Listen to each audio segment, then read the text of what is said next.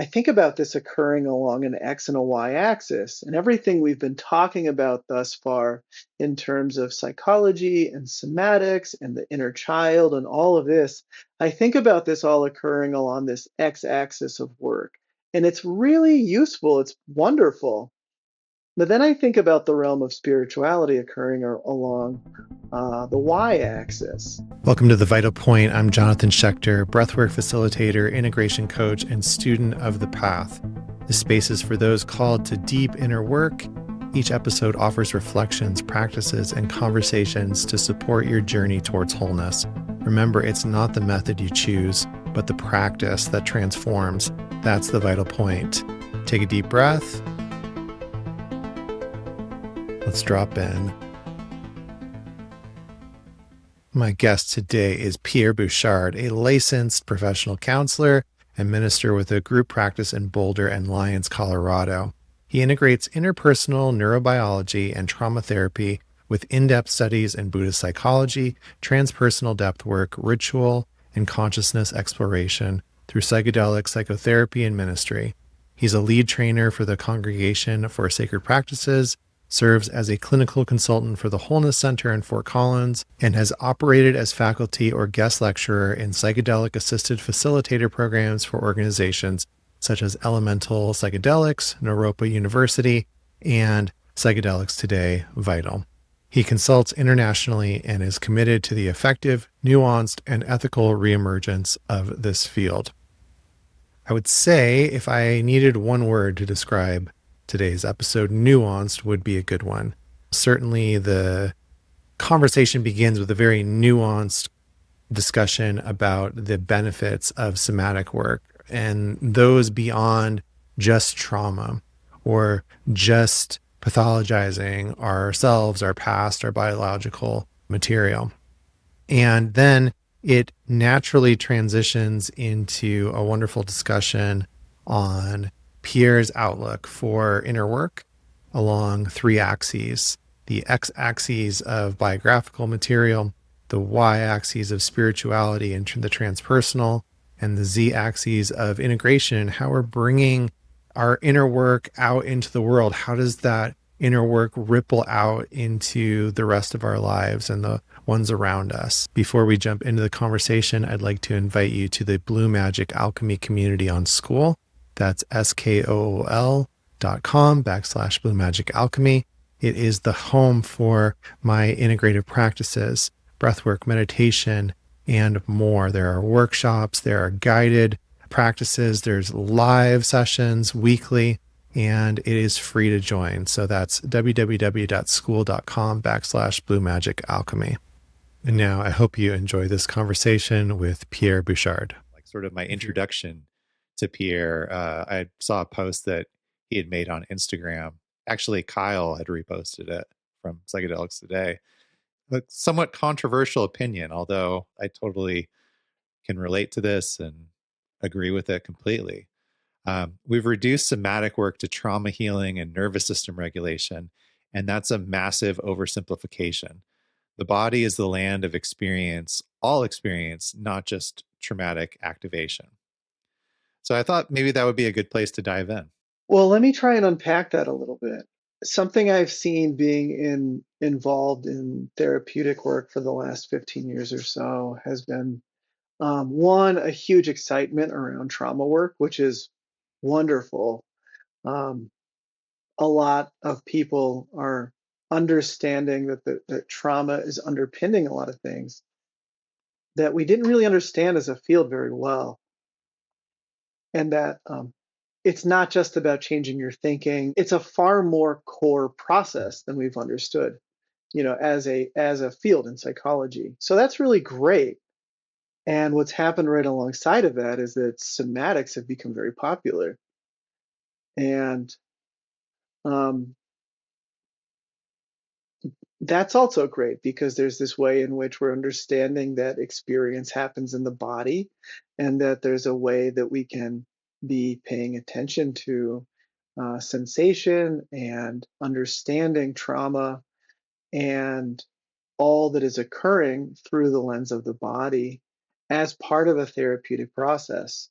So all of this is great news, you know? Um, and part of what happens, I think, anytime something like this catches on is you also have, this kind of concept drift, right? And things like trauma, what was a tighter definition sort of within the field of mental health gets brought into the popular lexicon and gets used for a whole host of things that maybe it doesn't belong being used for. And so we have that, and then we also have just this way of understanding, um, as as we can start talking about the body and trauma and healing the nervous system again, which is all great. And as a somatic therapist, it's a big part of what I do with folks. But something gets lost in there, and that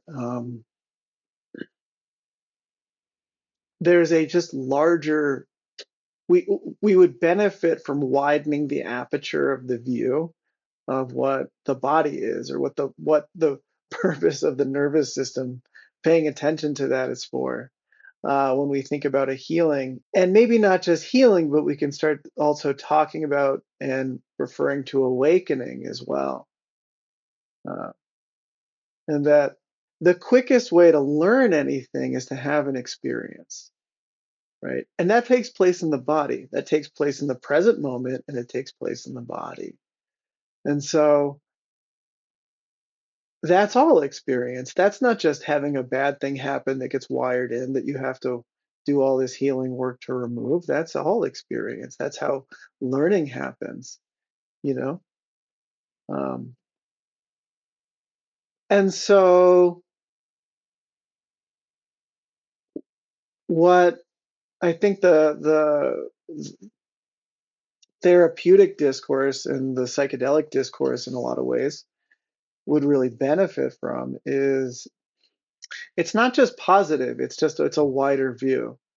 It's a wider view of what is it to pay attention to the body. It's not just traumatic activation, it's not just muscle tension, it's not just contraction around the heart or all the other things we want to pay attention to. What if it's also states of expansion? What if it's also the movement of energy? What if it's learning how to not just feel love in your heart, but actually run that through the entire vertical line of your body?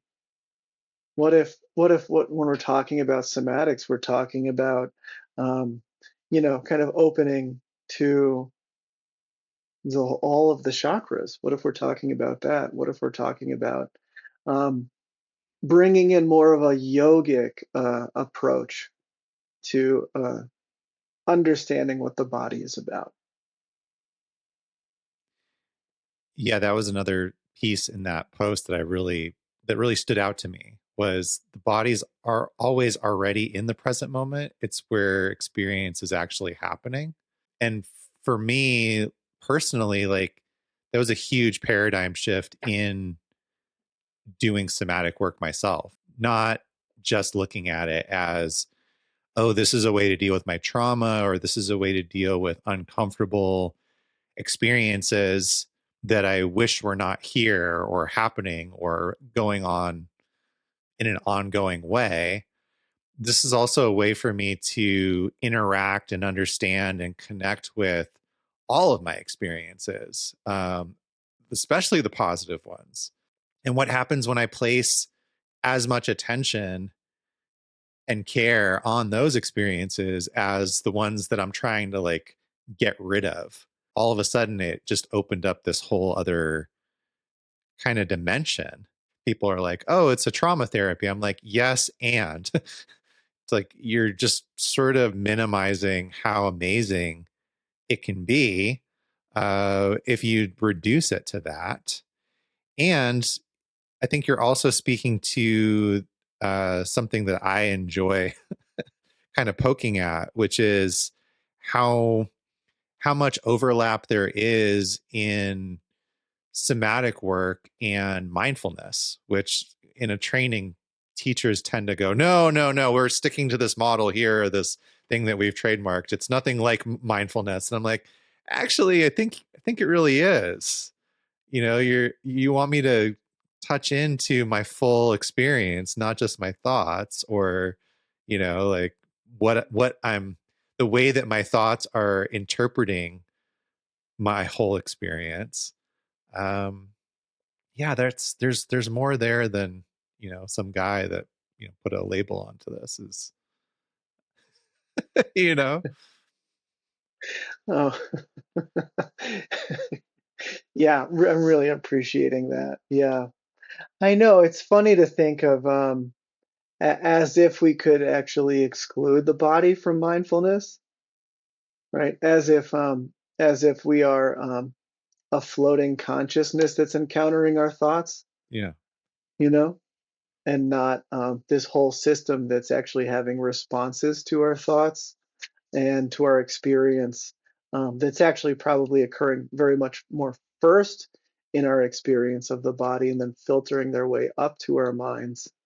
Right, it's like somehow we're recapitulating some kind of mind-body dualism there in the more classic approach to, air quotes, yeah. mindfulness. Well, yeah, I mean, I think the way that I've understood, or like the trajectory of my own SE training has gone, is like, first we're getting in touch with something that maybe we never have before, and it can be really foreign in a way. When we start to connect into that, it can be like learning a new language. I'm sure you have the experience working with clients too, where you start to use some of these words, or start to invite certain observation, and they're looking at you like you're speaking in another language, which to me also makes sense, because it's not something that we're like taught or is modeled very frequently, I think, in our society. um, but then getting to a point where I'm so used to the experience, and being able to track and observe, and that's a part of my like my consciousness, that then I can start to get curious and say, well, wait, like I'm interpreting this somatic experience in a certain way, but is that accurate? Like, is there something more outside of just this one narrow definition that I've given to this particular sensation or emotion? And what happens if I can like get curious about that and widen the lens, and maybe do a little bit more investigation into well, gee, like, is this real, or is this just the way that I'm responding based on a past experience or past conditioning? Yeah, truly. You can't start doing any of that until you can pay attention to your experience. You're quite right. My experience has been that, I mean, we all are just really good at paying attention at what we're accustomed to paying attention to, and learning to pay attention to sensations in the body as if they actually matter, right, is already an expansion of Yeah, consciousness for many people, right? It's like if you haven't done that, learning to use and be with uh, the flow of the present moment and the flow of your experience, while including that entire vast channel of information, um, is a huge difference. yeah, yeah. And then where do we go with that? I was in a training like a couple of weeks ago, and the instructor basically kind of kept coming back to this joke of like, your clients don't have months to learn how to track every sensation. They just want to not have a panic attack when they get on the plane next week. Like, so it's interesting, because I feel like that's the beginning, is like, hey, track and be aware of the sensation, and then where do we go with that? And to your point, we might learn that a lot of the sensation that we're paying attention to is kind of habituated to negative or things that we want to avoid, or maybe past injuries or pains, rather than experiencing that full spectrum, right? Like what happens when you see a hawk, gliding around in the sky, or your kid hugs you, or you know I mean, we could point to a million different, examples, but like there's all kinds of other things besides negative sensation happening all the time. Most of the time, we're just kind of like just cruising by without us really paying attention to it. Yeah, yeah. Well, there's a metaphor I like to use in describing this, and there's a bit of a degree of there's an order to these things in that it's really hard to pay attention to the aesthetics of a space if the fire alarm is going Right. off the whole time. The first thing you got to do is turn the fire alarm off. And I see like so much of what do you think of as nervous system regulation and um, helping people, right, quiet or at least move the needle on some of those bad feelings or, you know, sense of dysregulation. It makes sense. That's the first thing we are going to pay attention to. But if we stop there, we've really missed out on an opportunity, right? And I love I love your point, right? Like of what is it like to experience a hawk fly by or feel your child hug you, and it's like as if that's not just as important actually for uh, filling into what life Yeah. is about. You know, it's like if all we're trying to do is get away from what's bad, that's not necessarily doing anything to it to amplify our experience and recognition of what's good. I like what you said though, because that really does resonate. If the fire alarm's going off, it's hard to it's hard to appreciate those things. And that exact argument is usually what I'm using as the benefit of somatic based approaches, especially over like, CBT, or, a talk based approach. Is like, there's just so many people where the fire alarm's going off and they're like sitting there asking why. When did this start? Or like, how long has this been going off? Instead of how do we turn this off like post haste, you know? Then we can worry about those other questions. But there's so much frustration because like we Yeah. just keep talking about the fire alarm, and maybe even like by talking about it, it's making it louder and worse and not doing anything to actually address it. Yeah, and this points to something that, excuse me, I think is really important, which is that if you have no idea about why things are occurring, it's really helpful to start to have an idea. And this is where psychology is immensely useful, you know?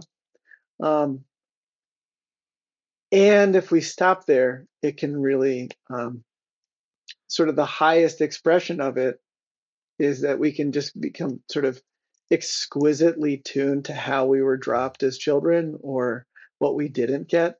We become almost like these, you know, curators of our neurosis, where we can just describe them with immense detail. Um, and right, it's like the limits of insight here. At some point, we need some other skills to sort of cut through. Yeah. So could you talk more about maybe what that next step is, or like what are some of those skills to start to move past that? Well, if we stay in the land of psychology for a minute, I think it's maybe to say how, it's like what I'm maybe describing is sort of the limits of a therapy or therapeutic approach that's based in insight. That coming to know our history is important, but it doesn't change a lot often. What it can help us do is start to create linkages to what we need to shift.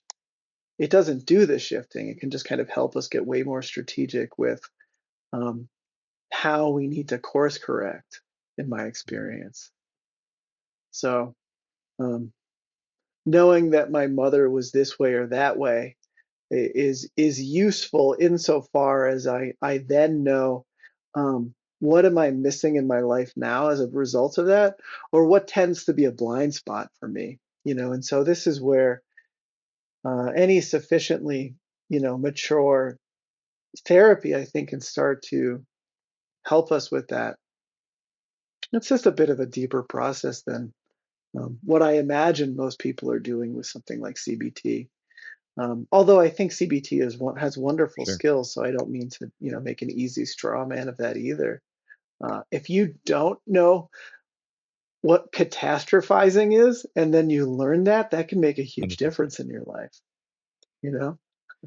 Yeah, it does seem to be an easy target, but yeah. You're absolutely right. There's great things that I've learned from Yeah, those, modalities that I continue to use and try to, yeah, integrate. Um, but yeah, you like bet. having more awareness around where my blind spots are. I like the way that you put that. Um, like for me, for instance, like one big insight or like how that's translated is um I'm the oldest of three kids, and getting in touch with the fact that when my sister came around when I was, two, that created some sort of trauma inside of me because I didn't have the capacity to understand that, like, having to share my energy or the attention of others or my toys or whatever it wasn't actually a threat to my livelihood or to my safety. Right now, it makes sense that a 2-year-old wouldn't understand that, and it makes sense that Right. um, it makes sense that that would have created that kind of imprint on my psyche. And I've gone through things where I'm like, well, how do I change that? How do I get rid of that? And where I'm at now is just like, well, perhaps the best thing that I can do is have awareness of when that blind spot is kind of coming up, when that energetic signature is emerging, and slow down and try to give myself that love and that reassurance that, like, this doesn't mean that I'm going to die because I have to share something with you. Um, because I can't go back into that 2-year-old and like completely erase that experience. But that awareness to me of like, oh, here comes this feeling that's familiar again. And it's so weird because there's not even a memory specific to it in my experience. It's like this energetic kind of thing where I'm like, I feel like I can put my Yeah, finger on it, yeah. but if you had to have me prove why or give you a particular memory to point to, I'm not going to find it. But when I touch into it, Right. I know Right.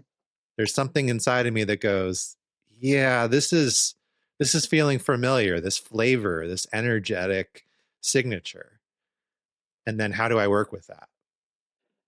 Thanks so much for bringing that example. I love that. And you're doing a number of really subtle things in that example that are really important. And part of that is you have a sense for your own personal psychological material and you can anticipate that coming up. I'm guessing then you're also noticing sensations in your body that start to clue you in that that particular kind of feeling is coming. And it's through paying attention to your body that you can start to feel like, ooh, that this feels like that one of those young Yep. places, right? So you're paying attention to that and having a more amplified, vivid experience because you're paying attention to your sensations in your body through that.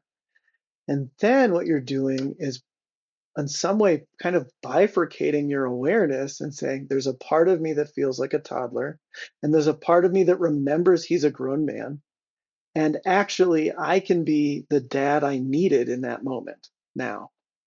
And that you can provide yourself a bit of parenting in that moment by offering the soothing that you didn't get then. And that's, of course, no Right. knock on your parents. It's like those are, immensely subtle moments that uh, we're just all going to have. We all have expressions of that. And so there's this beautiful way in which you then get to create this holding container for yourself. And that by doing that, actually something gets relieved internally. And I would say over time, integrated, which is kind of the wildest thing about this, because this is just hot you on you action of paying attention to your own experience in this part of me as an adult, part of me as a child. And when I can start bringing them two together, it's something just integrates. It's that this works is kind of such a wild miracle to me, and this type of inner parenting is something that I'm teaching folks who work with me constantly. In some ways, it's one of the best things I think we can do in this realm of, it's one of the highest uses, I think, of somatic work in the traditional sense. It's just immensely useful. And uh, what it starts to highlight too is that, like, it's an exceptional skill, and that what we're helping ourselves do through this is developmentally grow up. Um, and that whatever, anytime we have sort of wounds based in our life, there's a way in which they kind of get frozen in time, depending on the age that they happened at, and that aspects of our being get a little stuck in time. And so, depending on certain circumstances, we can all of a sudden be acting like a much younger version of ourselves than we are currently, chronologically. And that when we can do this kind of work, there's a way in which, as these things integrate, we're able to more and more catch up to our own chronological age, which just feels better for ourselves and certainly anyone close to us, as we're really operating with a full level of capacity that we're truly capable of. Yeah, no doubt. um, so besides for awareness, and again, like how is it that you teach people to connect to this? Like, is there a sort of protocol or like a step-by-step process, or like where do you jump in when you start to teach these concepts to people? Well, I'm a Hakomi trained practitioner, so a lot of what I offer comes through um, sort of the teaching and sort of therapeutic method of Hakomi, which is related to sort of Gestalt. And really, I think all of the uh, somatic modalities are all these delightful bastard stepchildren of Reich. And so they all have these, uh, you know, family traits connected. But what I love about this, and this is a nice, I would say, maybe intersection point for the Dharma as well, is that all we're ever really doing is learning to pay attention to what's happening Mm. now. And so it's, the body's always happening now. Our experience is always happening now. And so really it's it's learning to have more of what you're already having in some way. And that's a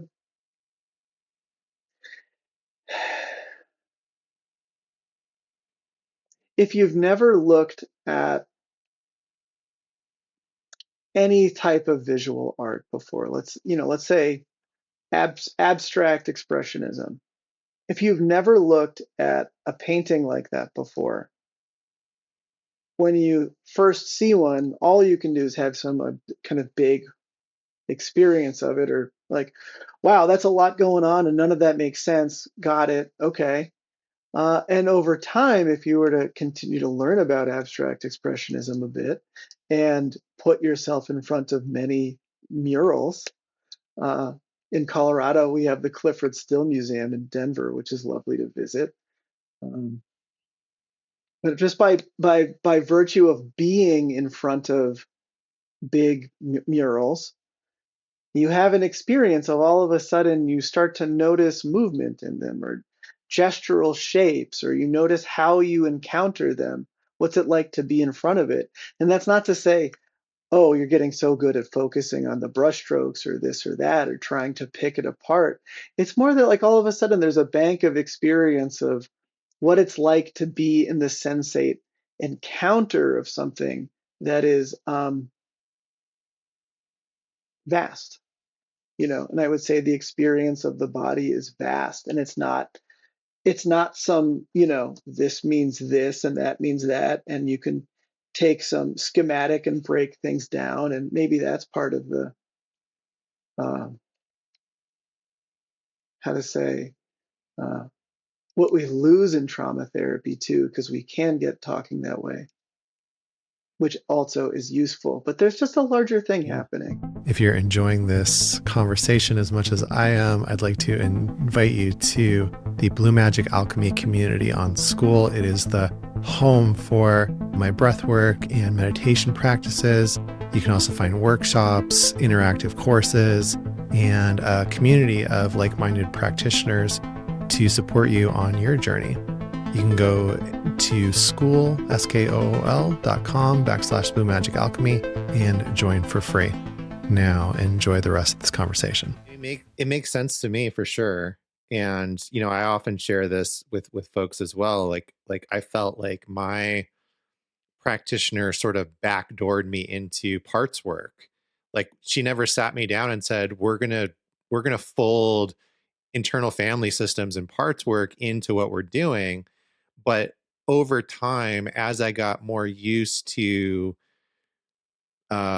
being aware of different sensations, especially when we were doing specific work on specific traumas, over time, I started to notice, oh, this has a different flavor. This has a different sort of signature.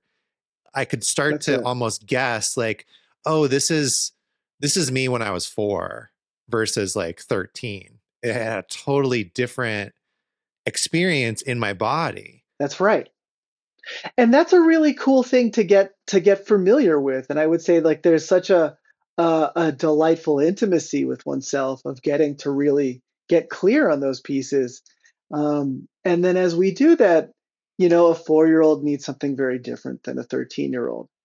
And that's where, the sweetness you were describing in the parenting of a toddler, of yourself as a 2-year-old, or any of those really early developmental pieces, is very different. How you might talk to yourself in that, and how you might really be leading even more from, um, we might say, sort of like purely a limbic place that's way uh, more sparse on words, versus a 13-year-old who might need a little bit more of a verbal pep talk as well. These are differences. And all of this, I might say, is, there's like this distinction I've been making more and more in my work, which is, one of the ways we heal those kind of wounds is through this kind of parental approach, where we're able to meet these young parts really well. And they get to have this. In Hakomi, we talk about the missing experience. That's something we learn something internally or with a therapist, where it's like, whatever our profile of childhood, what we got and didn't get, there are these, we might say, trace minerals of things that we didn't. And so part of the work is about the missing experience. What did we not get that we can start to learn to get from someone else, and then also ourselves concurrently? And I think of this as this, like, really sort of yummy, parental, close, attuned work. And that's really, really important. And then what lives right next door to that is, I think, something that spirituality and the Dharma has to offer us, which is cutting through suffering, which is, um, we can align with the child and help the child feel soothed, or it's really and or we can rest back in awareness and um, remember that we're actually this vast field that's encountering an experience. And learn how to let that experience roll through us. And that ultimately, if all we're, it's like we can get a little, I think, hooked on, maybe I'll speak for myself. After I spent years really focusing on the reparenting side of things in my own process, and that I found that at some ways I was making myself a little extra brittle because I learned how to focus so much on, oh, there's a young child here that needs something. And that as I reminded myself that I knew something about Dharma practice, I've had a contemplative practice since I was a teenager.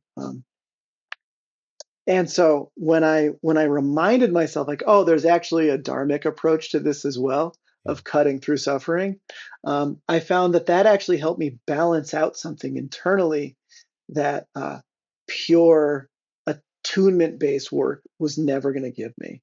And I've really started to notice that since I've started offering that to the people I work with as well, that it's really helpful to remember that that's an option on the table. Yeah.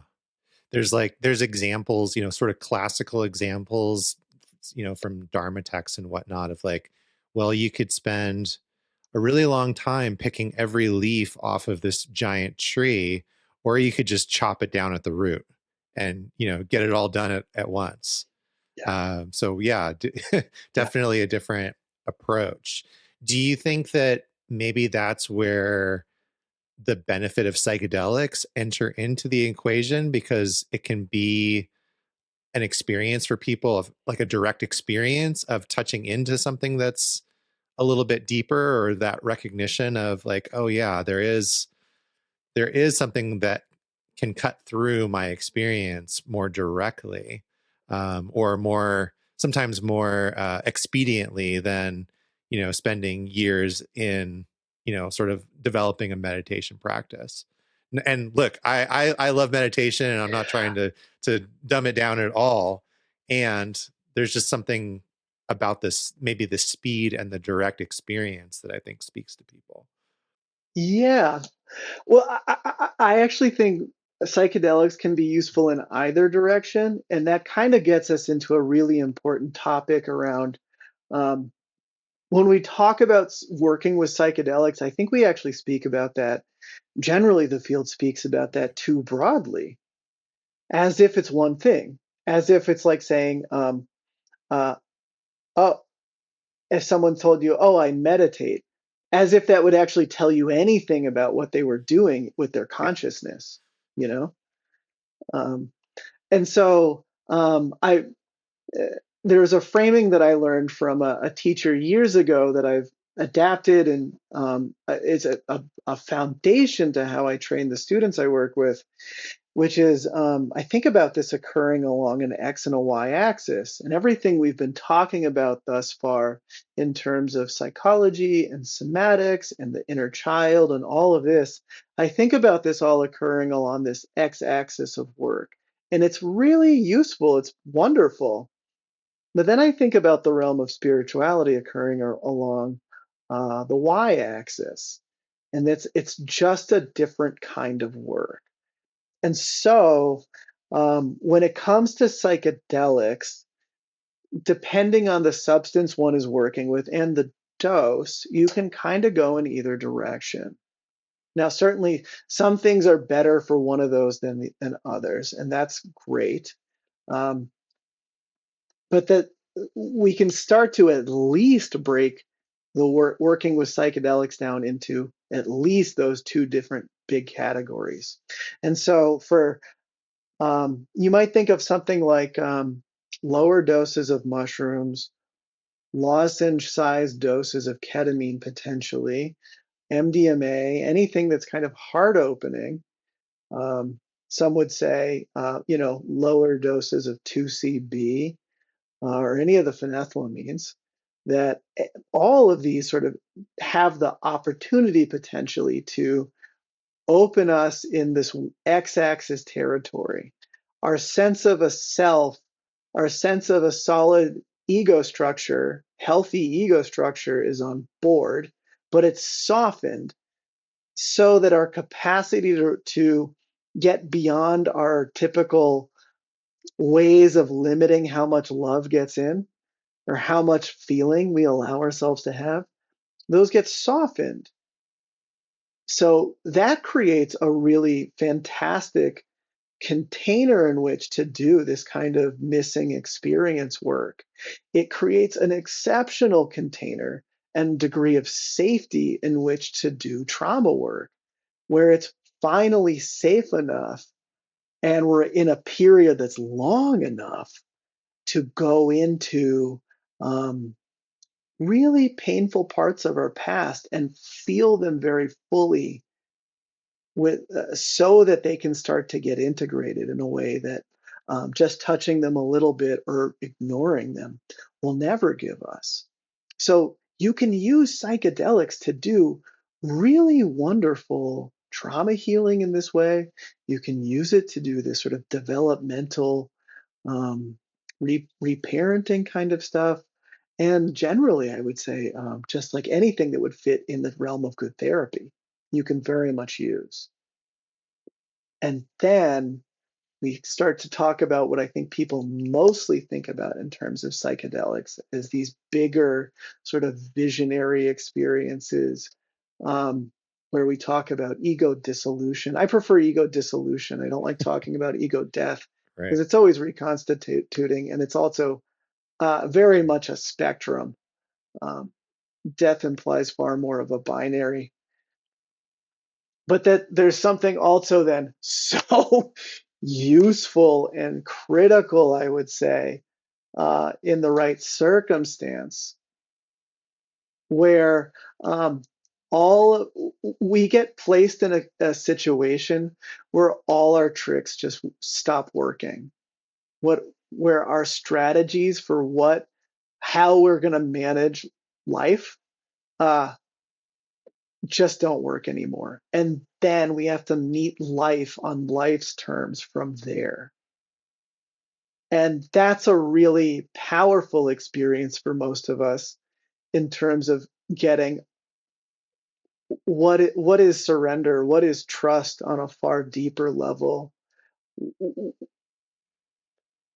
where it's just so in our face, we start to really see, oh, this is how I'm getting in the way of the flow of life happening. And so I would say that those become just absolutely massive learning experiences, which uh, can have the effect of kind of cutting through so much of our own personal bullshit. And so I'm a huge fan of that. Those are hard to go through for a lot of people. And if you enter into that before you had a really healthy sense of self to dissolve, um, they can be terrifying in an unuseful way versus terrifying in a useful way. I think they also have the possibility of leading to psychotic breaks and um, further fragmentation. And so that's where um, I really take issue with how ego death gets talked about in this just sexy, sexy way. And that oh, if you really want to change, have an ego death experience, which is just too far too simple a story to try and encapsulate what's really going on in my experience. Yeah. All of this is why I wanted to talk to you, really. I mean, and I'm so glad that it came up kind of organically because I agree 100%. There's so many people that are, I guess that one of the ways that I look at it is look at every other medicine that we see advertised on TV or, just in the normal Western medical model. It's like, take this pill and the problem goes away. Or even, drink this beer and all of a sudden there's like women in bikinis dancing around the park with you, right? Like it's just not realistic. And it's not the way that psychedelic medicines work at all. And so it's almost like we were sort of setting people up for a false um, experience of like, well, I thought that this was the answer was just to like cram more mushrooms down my throat or like do more to get a bigger effect. But that's not it at all. And like you said, having some of those skills that you develop along that x-axis goes a really long way towards expanding out into these other more macro kind of realms of experience. And it's like what's the thing that they always say, like, oh, it's like 5 years of therapy in one night. Well, maybe there's a reason that it's like takes 5 years to to process all this stuff, like. I know, I hate that. I hate it when people say that. And I get what I think people are just doing their best to try and say a lot. Yeah. I learned a lot. Um, but I to me, psychedelics is a practice in the same way meditation is a practice. It's a practice of being with experience that's so vivid that you can't you have to kind of pay attention to it in a degree, but it's really just about encountering experience and learning to um, play in the realms of expanded states of consciousness and um, yogic intensity, you could say, and that like that's a cultivation. You're not going to Right. do that in one time. It's like it'd be like saying, "Oh, I get meditation because I did a week-long Yeah. retreat once." And there's going to be a certain number of people that leave that retreat before the week's up because they're like, whoa, that's too much. This is too much to handle. Can't deal with this. It's much more comfortable to just go back home and, listen to my 10-minute guided meditation on, insight timer and, or with music in the background and someone talking the whole time. Yeah, and it's just it's true. I believe that psychedelics are a great accelerator because they present us with a, a, a period of time in a situation that is so vivid. And I just, everything takes time. And I think the cultivation of consciousness is a um, worthwhile life's work. Yeah. That for sure. And especially if you're looking at it like that, if you're looking at it as a practice or as a life's work, I think it takes a lot of pressure off to like get it perfect or Yeah. get it 100% right, like, well, what happens if today I meditate with my eyes open because I always meditate with my eyes closed? What happens if I like try out Yeah. this thing today instead of that thing? Like, it's a practice now. It doesn't have to be perfect. I'm just learning more and it's enriching the overall experience. And, it's another reason that I really am so passionate about breath work, because the profundity of the breathwork experience can be so on par with some of these psychedelic experiences, and yet at the same time so much more manageable or so much more approachable for someone that maybe doesn't have some of those foundational skills that you mentioned, right? um, it's a lot You easier for bet. me to get off the ride if things start to go sideways, or I feel like I'm getting over my head. And and breathwork's not the only thing. Like, if you're interested in this stuff, like, go sit in a float tank, like a sensory deprivation tank for a couple of hours, or yeah, go on a meditation retreat. Try spending a day without your phone or anything technological, and notice what's going on inside of you. Go to a holotropic breathwork experience. There's lots of different ways that we can start to approach this practice without it being so fragmenting or so overwhelming, because that's kind of the thing, right? It's all of these experiences are an initiation, and once you've gone through that initiation, for better or for worse, you can't really rewind the clock. You can't really go back. something I say a lot is that um, your life is a grand experiment. So act accordingly, Yeah. you know? And that's where psychedelics are a tool. All of these things are tools. The pleasure of a consciousness to me is the play, it's the engagement here. Um, and that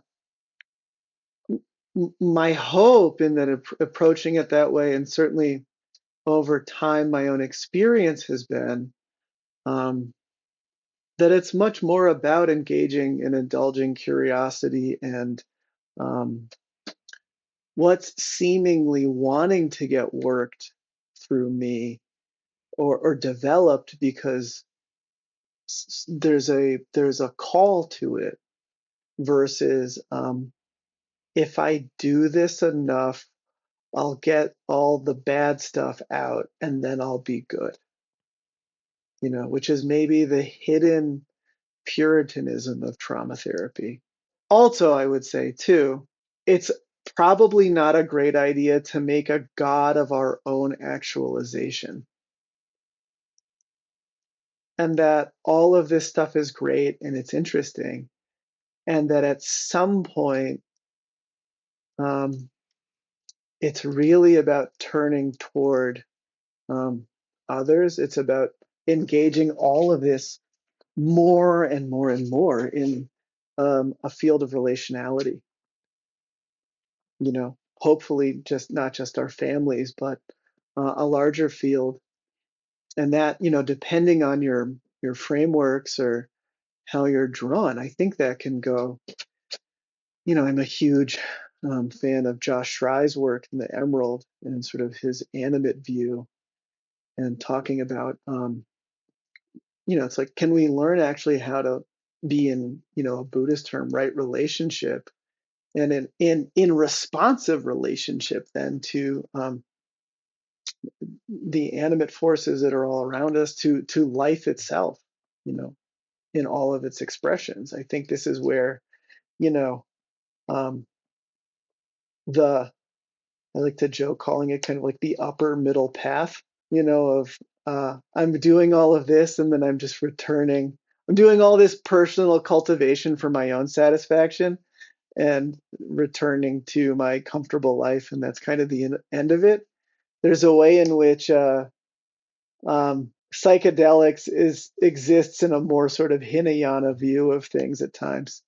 Not to talk shit on the Hinayana at all. I totally get what you're saying. And I was talking with Bob Peck. He was saying something similar. He's like, like with love and respect to all my friends that go down to the jungle and drink a lot of ayahuasca, how come they don't come back and say, like, these folks at the soup kitchen need some help, like maybe I should go volunteer there, or do something for somebody else. It's like, no, we're going to go to another ecstatic dance and drink some more ayahuasca.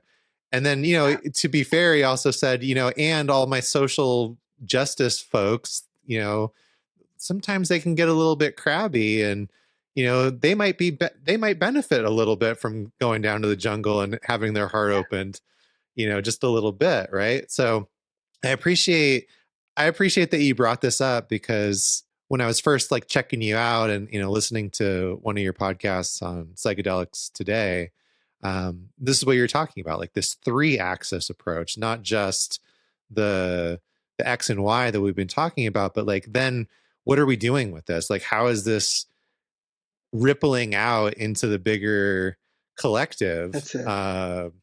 Whether that's within your own family or, a bigger, kind of circle. And I thought that there was a lot of, there was a Yeah, lot of yeah. insight to bringing that in. Well, thanks. It feels really, really important, and it's a real, it's an ongoing question that I'm continuing to live, and I don't by any means feel like I have locked in answers for what that is, but I am clear that, so I live in Lyons, which is about 30 minutes from Boulder, Colorado, and I went to university there, and I've had my, it's like it's still sort of the central axis around which we're all operating here. And the Boulder spirituality caricature, I think, is this, um, this thing you're talking about, right? Where it's like it's just so much me all the time, and um, that's the dark side of this. It's like if we don't have this, what I call the Z-axis in place, it's just about my cultivation, and it just ends. It's boring. It's ultimately boring, and it breeds a certain amount of narcissism. And yeah, that it's easy, I think, in the sort of new age spirituality work to throw Christians under the bus.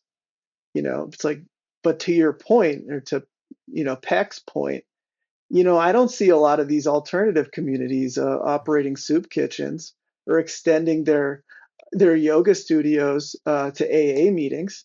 Yeah. You know, and in some ways, like and then the flip side of that, right, is it's like, well, if you're only doing the Z-axis, right, it's like, what's the shadow of that, or what's the over focus there look like? And I think that kind of foaming at the mouth social justice approach is one of them, as is sort of like that kind of um saccharine nice thing you do see a lot in the Christian churches, where it's like, uh, well, Christ acted this way, so I'm going to act this way, and I'm going to compartmentalize and shove down and move any part of my humanity that doesn't actually fit with that Mm. outward expression.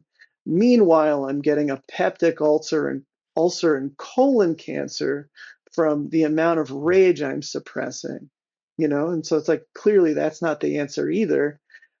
To me, this is all about, it's like, can we engage all three of these axes over a lifetime and put this together, as these are all facets of the jewel of awakening and living a good life. Yeah. What's resonating to me is a very similar experience, even within, sort of the Buddhist context of like, it's a pretty lofty goal to say I'm a bodhisattva and I'm going to free all sentient beings before I can take my just rewards myself. It's and there's been experiences where I'm reading some of these texts, and the bar is set so impossibly high that I'm like, well, I'm nowhere near a one fraction of this. How am I supposed to integrate this, or how am I supposed to relate to it? And even one of my teachers, David Nichtern, there was one conversation I remember having with him where he just kind of joked about it. He was like, yeah, don't you wish you could take that one back? Like he got suckered into the bodhisattva path, And I've appreciated more modern teachers like him or like Lama Rod Owens for kind of confronting in a very human way these maybe impossible goals for mere mortals to to I mean, if you read the 37 bodhisattva practices, gosh, like we're just really failing, at least me personally, right? It's like Brutal. if somebody cuts off Completely my brutal. head in front of the whole world, I'm gonna like bow to them and still revere them like with the same compassion as my mother. I'm nowhere near that, and I'm not seeing that that's happening anytime soon, right? So, huh, what do I do with that? Um, so yeah, like I feel like the just what you're saying, like getting in touch with all three axes, not letting any one of them be too far out of balance or too much of the overall focus. There's a pitfall within all of them, right? Like we can That's it. super get into our own suffering and our own like pathologizing ourselves for our past. We can get way way too far out into the archetypal and energetic realms and sort of lose touch with the humanness of the experience. And we could also like get way too far into like taking care of others at the expense of ourself. Um, yeah, so That's finding it. some sort of personal balance within that exploration. Yes. And as we have, Colorado is starting to open psilocybin centers. They're open in Oregon. We're going to see more, there's just more and more people getting involved in Yeah. doing psychedelic work, and some of whom have had less experience than others. And that, my hope is that we can just begin looking at what we're up to when we say psychedelics with a lot more nuance.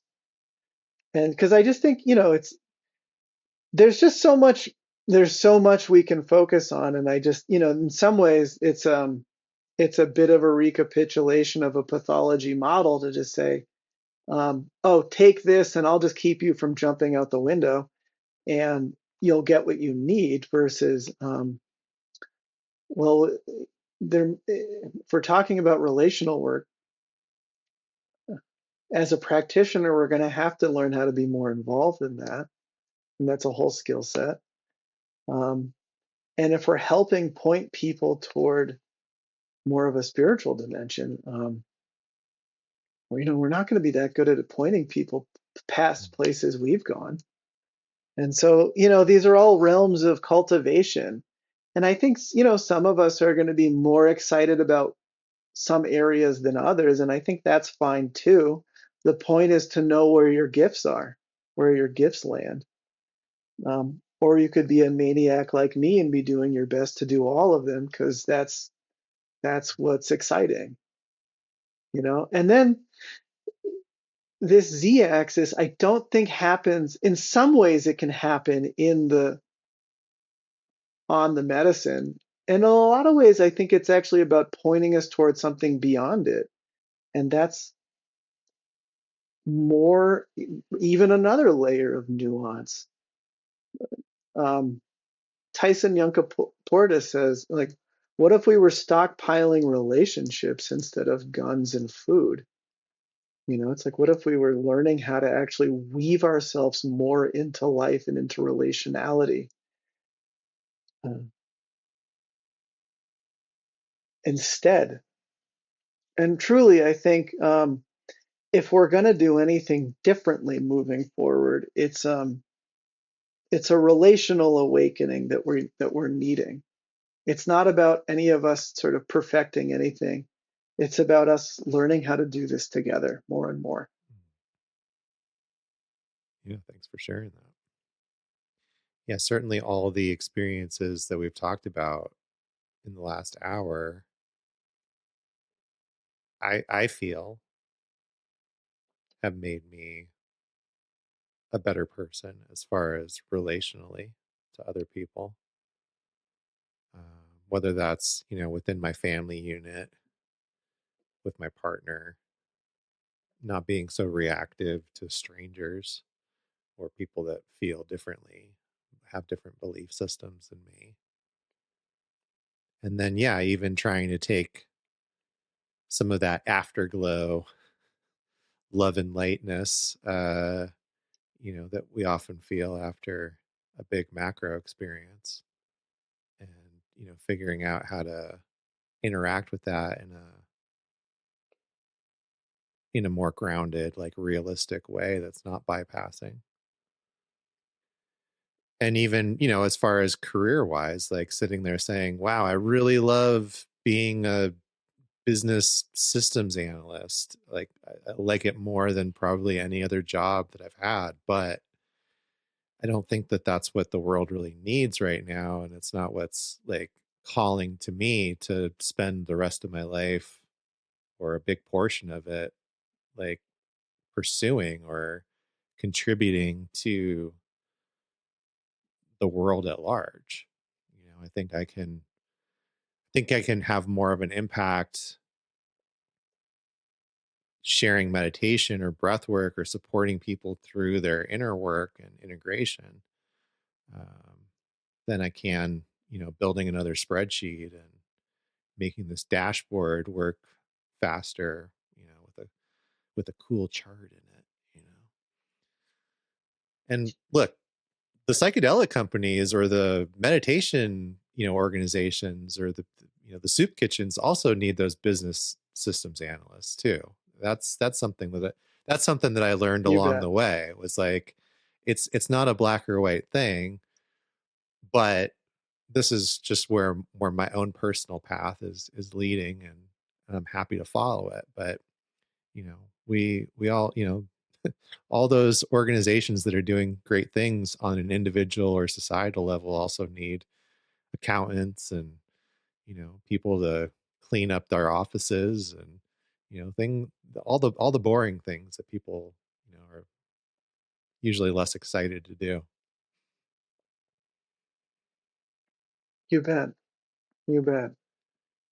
Yeah, I don't think the answer is for all of us to become shamans. My prayer is that, um, yeah, we learn how to collectively, I think we learn how to listen to ourselves and each other better, and that there's something, this model I've laid out, or what guys like you and I and so many others are so interested in. We like a Mm. lot of complexity. We like a lot of nuance and getting into that. That's a pleasure for us. And so there's something to indulge in that because there's something that's just um, wanting to come through. And um, I mean, sometimes I wonder too, how much are we making this more complicated than we need to? Is that necessarily sort of the needed thing for everybody? And uh, in this particular time where I think so many more of us are lonely and um, disconnected and in screens all the time, I just wonder how much of us, it's like how much is solved by eating food together more regularly and singing songs together. Not I, I don't even. It's I just in some ways the needs of the human beings are also very simple, and we've lost sight of some of that. What came up for me was almost coming back to where we started with, talking about the nervous system and somatics, because like I know for me that helps me relate to people, especially people that I'm working with that are, in this kind of triage perspective, when they're, at a residential, treatment center. Um, when I can sit there and go, yeah, your nervous system is like just trying its desperately best to keep you safe, which is a real big challenge for you right now. Um, it really helps me just kind of break through a lot of the other layers and just be able to sit and talk with them or have empathy Mm. rather than feeling like this person needs to be pathologized or medicated, um, or told that they have some sort of disease that they can never, recover from that's going to be with them forever. It's like, well, maybe, to go back to like Gabor Mate's question, like maybe if we started to ask like why the pain and not why the symptom, whether that's anxiety, depression, or addiction, Yeah, we might be in a better place to actually do some good, meet people where they're at. and that's it, right? It's meeting people where they're at. It all comes from there. To sort of start to bring things to a close, I like to ask people what their vital point is, or in the moment. It doesn't have to be like the ethos of everything. Um, but the vital point, the name of the show comes from a Dzogchen meditation teaching about the three statements that strike the vital point. And So yeah, I always like to ask people, like, is there something that's alive in their work or uh, in their life, or maybe that even just kind of came out of the conversation that we've had over the last hour or so, that you'd like to share as your vital point? I think I would say maybe just sort of recapping some of what we've spoken about, and that's some of which I think just kind of captures the heart of uh, what is my intent to offer, which is that your entire life is an experiment. We learn best through experience.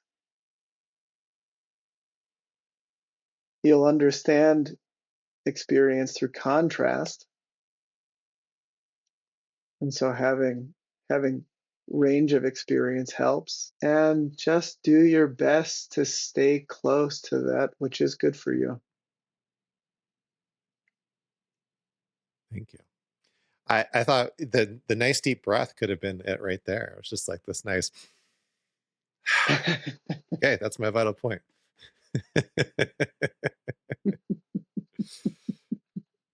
Someday I'll be that wise, hopefully. Nice. Well, Pierre, it's been a real pleasure. Thank you for sharing your wisdom and experience with us. If people want to connect with you, where's the best place for them to go? Well, thanks so much for having me. Yeah. Um, you can find me on Instagram at pierre.bouchard.lpc. And my current website is pierrebouchardcounseling.com. That might be getting a makeover, but for now, you can find me there too.